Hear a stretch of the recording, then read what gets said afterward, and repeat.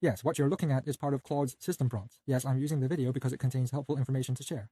Yes, the noteworthy part is right here. You'll see there's a preference for pre-parameters, and then there's curry and why. So this curry here is what the user inputs like this, meaning this. And this preference basically means that as a user interacts with Claude, Claude learns the user's appropriate preferences, right? Like language or maybe location, that's what it signifies. So, if a user has previously stated, perhaps multiple times, that their language is Spanish, that their native language is Spanish, and then they pose a question asking if Claude is capable of explaining an error message, it implies that the query was made in English, doesn't it? At this point, should Claude respond in Spanish reflecting this preference? Well, no. Unless there's very clear instruction, don't follow the preference. That's the command which has been given to Claude. Now, if you look below, it will be much easier to understand.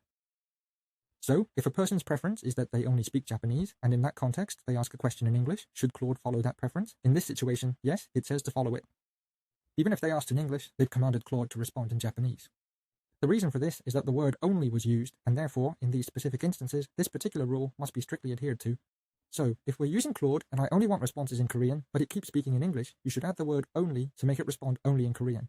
If you mention this a few times, the AI will record this conversation in its memory, and it will then start to respond in Korean. If you take a look at the system prompts, you can get a sense of how to use Claude effectively, so I recommend checking them out when you have time. I hadn't looked at them for 2 weeks because I was busy, but now I have some time to review them.